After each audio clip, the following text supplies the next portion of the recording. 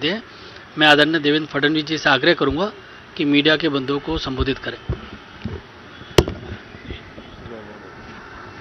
आप सभी का बहुत बहुत स्वागत है। अभी अभी भारतीय जनता पार्टी की कार्य समिति की जो बैठक संपन्न हुई, इस बैठक का समापन आदरणीय प्रधानमंत्री जी के बहुत ही प्रेरक उद्बोधन से हुआ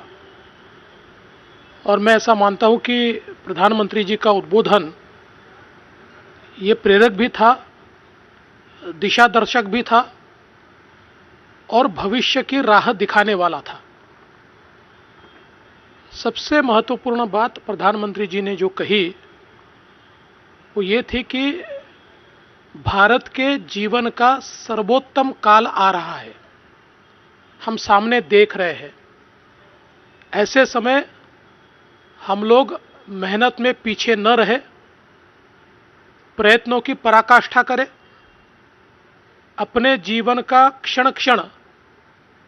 और अपने शरीर का कण कण हम भारत की इस विकास गाथा में लगाए और भारत के इस सर्वोत्तम काल के साक्षी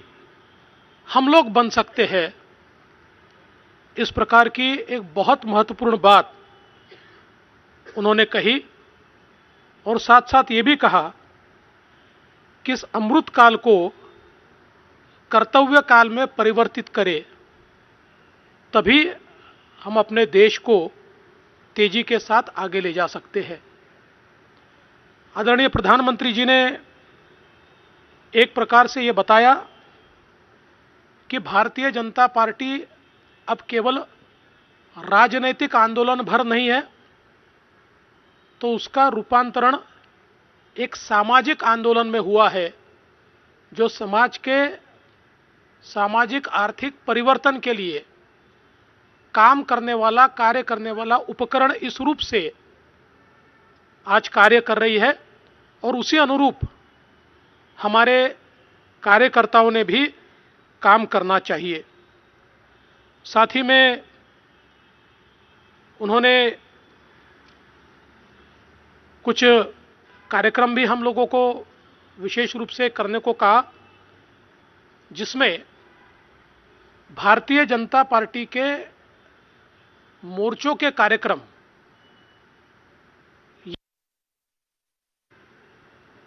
बॉर्डर विलेजेस के साथ हमारा संपर्क ज्यादा बने, उनका मेन स्ट्रीमिंग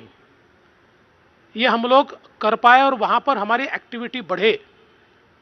ताकि हमारा संपर्क सूत्र भी वहां बने और हमारी विकास की योजनाएं भी बहुत तक पहुंचे। उसी प्रकार से आकांक्षी जिलों के विकास में भारतीय जनता पार्टी के कार्यकर्ताओं की भूमिका हो। जहां पर हम लोग अगर माल न्यूट्रिशन से लड़ाई कर रहे हैं, तो क्यों ना भारतीय जनता पार्टी के कार्यकर्ता भी अपने ओर से वहां पर कोई ना कोई ऐसा कार्य चलाए कि जहां से न्यूट्रिशन मिशन को एक मदद हो।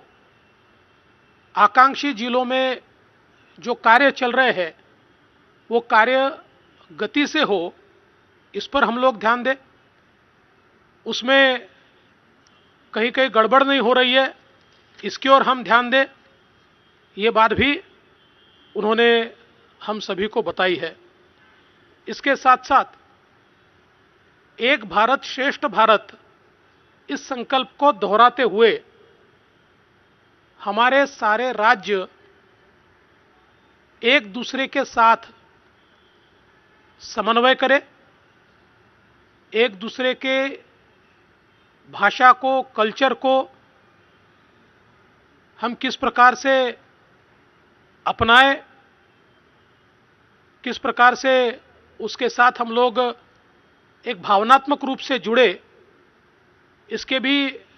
कार्यक्रम हो। जिस प्रकार से काशी में तमिल संगमम हुआ, उसी प्रकार से हम लोग अलग अलग भाषाओं को साथ में लेकर इस भारत को एक भारत के रूप में कैसे तैयार करे, ये भी बात उन्होंने हम सबके सामने रखी। एक बहुत महत्वपूर्ण बात उन्होंने कही कि आज जैसे हमने बेटी बचाओ बेटी पढ़ाओ के माध्यम से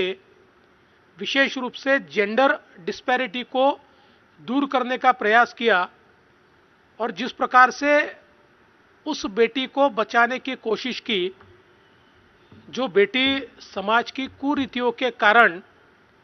गर्भ में ही मारी जा रही थी, उन्होंने कहा इसी प्रकार से आज हमारी धरती माता की पुकार को भी हमें सुनना है। जिस प्रकार से हम लोग केमिकल्स का, फर्टिलाइजर्स का अनन्वित उपयोग करते हुए हमारी धरती माता को प्रदूषित कर रहे हैं, जिस प्रकार से आज इस प्रदूषण के कारण क्लाइमेट चेंज की विभीषिकाओं से, जलवायु परिवर्तन की विभीषिकाओं से हमें जूझना पड़ रहा है, हमको धरती माता की पुकार सुननी होगी और धरती माता की इस पुकार को सुनते हुए, चाहे वो प्राकृतिक खेती हो या एनर्जी ट्रांजिशन हो, इन सारे विषयों के ऊपर भारतीय जनता पार्टी को सरकार के साथ कदम से कदम मिलाकर चलना होगा। और इसमें हम किसानों को किस प्रकार से प्रेरित कर पाए, किस प्रकार से उनको मदद कर पाए, इसको एक मिशन के रूप में हम कैसे ले पाए, ताकि जलवायु परिवर्तन में और उसके खेती किसानी पर होने वाले परिणाम और उससे धरती माता पर होने वाले परिणाम, इसको हम कैसे दूर करें, इसके ऊपर भी हम लोग कार्य करें। आदरणीय प्रधानमंत्री जी ने ये भी कहा कि विशेष रूप से हम लोग 18 से 25 इस आयु की जो हमारी तरुणाई है, इस तरुणाई ने भारत के राजनीतिक इतिहास को देखा नहीं है। उन्हें यह पता नहीं है कि भारत में पिछली सरकारों में किस प्रकार से अनाचार, दुराचार और भ्रष्टाचार देखा गया, किस प्रकार का कुशासन था और कहां भारत आज चलते हुए आया है और किस प्रकार से हम सुशासन की ओर जा रहे हैं। इसलिए 18 से 25 इस आयु के जो हमारे युवा है, इनमें भी जागृति तैयार करना, इनको भी लोकतंत्र के मूल्यों के साथ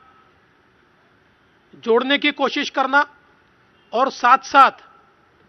किस प्रकार से के कुशासन से हम सुशासन की ओर आए हैं,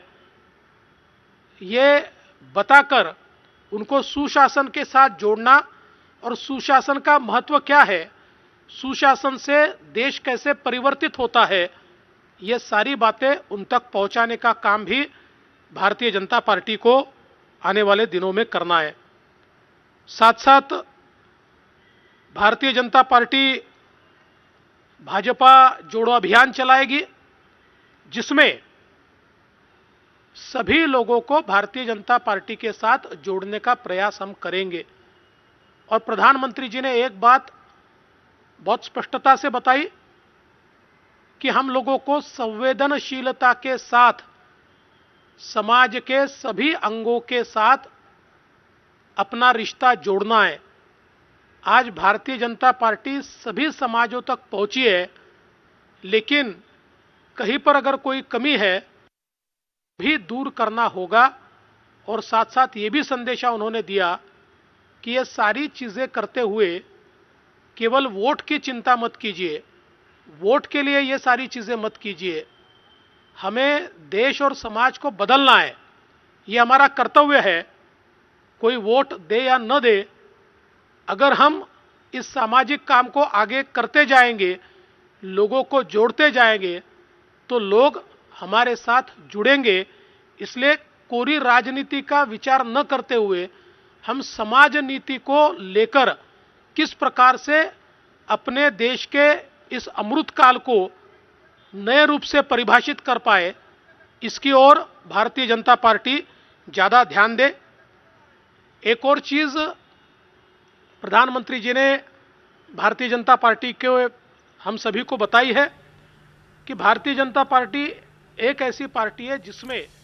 तो देवेंद्र फडणवीस बता रहे हैं प्रधानमंत्री ने पार्टी के वर्कर्स को, नेताओं को संबोधित करते हुए क्या कहा। और बड़ी बात आपको बता दें जो बाहर जो पता चल रही है वो ये कि प्रधानमंत्री मोदी ने फिर से अपनी पार्टी के सामने सबका साथ, सबका विकास, सबका विश्वास और सबका प्रयास ये मंत्र याद दिलाया है। और एक बार फिर वो बात दोहराई है जो उन्होंने हैदराबाद में हुई पिछली कार्यकारिणी में कही थी। उन्होंने कहा कि बीजेपी कार्यकर्ता पसमानदा मुसलमान, बोहरा समाज और प्रोफेशनल मुस्लिम्स तक अपनी बात ठीक से पहुंचाएं और सरकार की कल्याणकारी योजनाएं उन तक पहुंचे, इसमें वो सहयोग करें। तो एक बार फिर से आप देखिए पसमानदा मुसलमानों का जिक्र हुआ है, साथ में बोहरा समाज का और प्रोफेशनल मुस्लिम्स, ये तीन समाज का जिक्र उन्होंने खास तौर पर किया, तीन तबकों का भी। देवेंद्र फडणवीस भी कह रहे थे कि वोट की चिंता किए बगैर आप उन वर्गों तक पहुंचिए जहां तक हम अभी नहीं पहुंच पाए हैं और उनके लिए काम कीजिए और चिंता मत कीजिए कि वो आपको वोट देते हैं कि नहीं देते हैं। और हमें जो बात पता चल रही है उसमें उन्होंने खुलकर इस बात का जिक्र किया है